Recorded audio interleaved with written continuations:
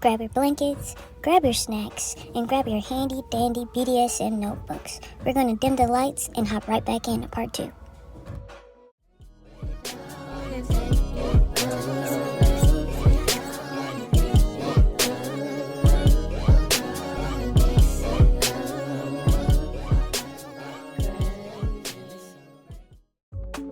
This submissive's archetype thrives on the game of push and pull. It's clear that Sam was in control when it came to their bedroom shenanigans in the beginning, but the tables turned, or positions if you will, when it came time for Sam to receive her punishment. Couldn't Sam persistently shown signs of brattiness outside of the bedroom, but her punishment is where their roleplay really stood out for me. I appreciate Sam's honesty and being nervous about receiving for the first time, and I believe a lot of her reluctance was more so because she wasn't in control over the situation, combined with the fact that it was her first time receiving. So I hope you all are familiar with the DISC theory, particularly Professor Marston's DISC theory. Dominance, inducement, submission, and compliance. Because this is a great example of it. For those who aren't familiar with it, here's a quick rundown quoted from Professor Marston's in the Wonder Woman's movie. A person is most happy when they are submissive to a loving authority, i.e. why the sisters were unhappy when they had to submit to their grandma's authority.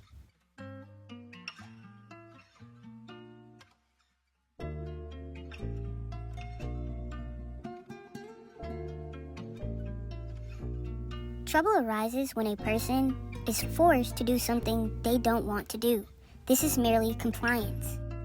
It is essential that a person submits to a loving authority willingly, that it is their idea. But how do we avoid compliance? Inducement. Inducement is the act of seducing someone into your way of thinking. A great example of that is the biting game. The last thing on Mon's mind was biting. However, it was one of the first things on Sam's. In exchange for what I want, let me give you something else to enjoy as well. And it is clear why they say women are better at inducement than men. Dominance. Dominating them so completely that what you want is what they want, and they love giving it to you. This whole scene is dripping DISC theory. From compliance, Sam being reluctant to receive, to dominance, Mon standing firm on her ground and not letting Sam take control, then inducement. Mon giving strict stipulations in the act of seducing or influencing Sam's next decision. Submission. Sam not wanting the alternative and ultimately deciding to give Mon what she wants, which is her, obviously. But in true Bratz fashion, Sam continues to play the cat and mouse game. But what she wasn't expecting was Mon's true daddy energy coming into play. Mon's ability to dominate and respond effortlessly is admirable. Even though it is her first time as a giver, her responses could and would leave almost any receiving party lost for words. Another takeaway is her own excitement within the moment. Although it may be coming to her naturally, this true alpha is still shocked by her own actions. And soon she was back at it again with inducement and seducing. But this time asking for submission instead of demanding it. Knowing that asking would have better results than pushing Sam's boundaries. And while still in the moment, she had a backup plan just in case that one didn't work. I think her primal instincts were indeed activated because she never wavered under pressure. Now I'd like to give more flowers to Daddy Mon, this time praising her for her ability to talk Sam through it. Of the two, during their bedroom shenanigans, is Mon the more talkative one? Yes. But the takeaway here is that she verbally guides Sam whether she's giving or receiving. Mon's authority was a 360%. So much so that she had to double check with Mon to see if she was still angry with her. And then it was Mon's turn to give reassurance. This could also be considered aftercare, just in a lighter form. Yes, it was Mon's first time being assertive in the shenanigans, but not in their overall relationship. In this light, Sam got to see her at her most primal, raw form. And as time goes on, they start to get more comfortable in their roles. For another example, this is brat behavior. Again, thrives on the game of push and pull. They provoke, tease, and test their dominance authority. And at the end of the day, a brat wants to lose the fight, but only after making you work for it. Bratting can amp up the sexual tension. Every playful action of defiance is the sub daring their dom. It is a way of screaming, "I want you in control," without ever breaking the role or saying it outright. A true brat teases and challenges within the rules. A sub who refuses to listen to the negotiating limits isn't a brat, they're just an asshole.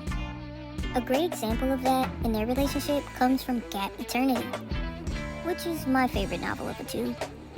I know you didn't ask me that, but I'm sharing anyway. If you haven't read the novel Eternity, just like I said earlier, I suggest you go and read it. Although it doesn't have a lot of bedroom shenanigans like we see in Pink Theory, I say that it gives a better dynamic of their relationship in this novel.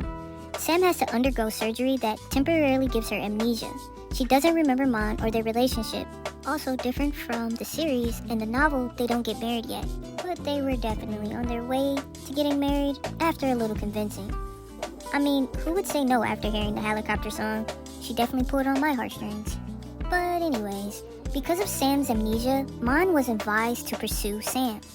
She never seen herself as the person to make the first move. And even with that, I think that this novel gives a great perspective of her ability to dominate. And follow her instincts, she does.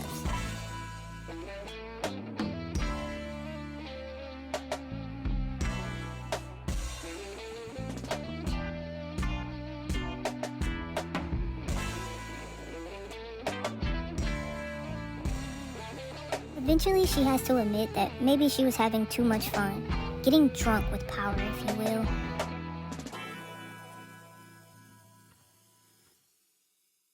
And ultimately forgetting about those negotiating limits. Mon was teasing a little bit too much and forgetting to give a reward for good behavior. It would have been okay to withhold a reward if Sam was a little, but she's not. Also remembering that Sam has amnesia and has reverted back to that very unhumble lover that she was at the beginning of Pink Theory. She was used to getting her way.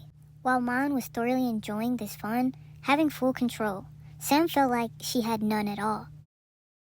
The second half of the novel covers their reconciliation and them getting back together. If they really ever broke up in the first place, I mean, it is Sam and Mon. So, 1, 2, skip a few, the reconciliation does finally arise. But that doesn't mean that the teasing and roleplay stopped.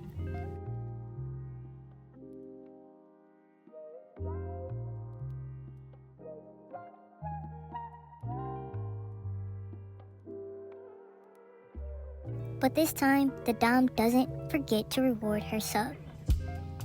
And as Jem so correctly put it earlier, when one is ready to flirt, the other is ready to pounce. Thus, the shenanigans begin again. To me, this next scene is probably the most diabolical demonstration of Mon's dominance I have ever seen her commit thus far. Also my favorite, but let me tell you why. Like Mon stated, this isn't their first time, but for Sam, it is. The reason why I mentioned Sam's amnesia countless times is because I need to emphasize the severity of Mon's following behaviors. What Mon is doing is something she has always done, which is talking Sam through it. That's fine. But let's really take a look at the words she's saying and choosing to use. It is comically arousing to me that she is telling someone with amnesia not to forget this moment and to remember that Sam belongs to her. I'm not saying that Sam doesn't understand the meaning behind Mon's words, but in the state of being frank, I think that Sam is just responding in the moment. Again, to her, this is her first time. I'm sure she is not cognitive enough to really take it all in. It's not like they're just sitting there having a serious conversation. Mon is very much so beating the Doonies down in that very moment. This would be a form of dirty talk. Dirty talk is a powerful tool for deepening intimacy, amplifying arousal, and reinforcing power dynamics in BDSM. Submission is not measured by how demure or silent they are. Most of Mon's talking her through it gives possessive, gentle Dom talk, paired with claim ownership. Words like "you're mine," followed by a kiss on the forehead, pulling them closer, anchors the possession in affection rather than control.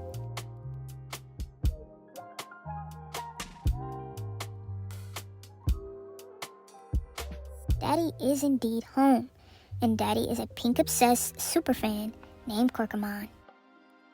I'd like to give a special mention that thus far in the timeline is before Kun, Sam, Mon, and Nung have a talk about BDSM that takes place in the Blank novel.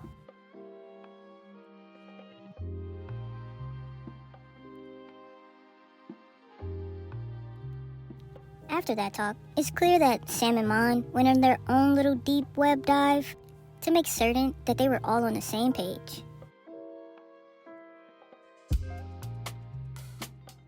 You should find a nurse's outfit to wear. I will be the doctor. We're gonna roleplay. And I'm sure they did.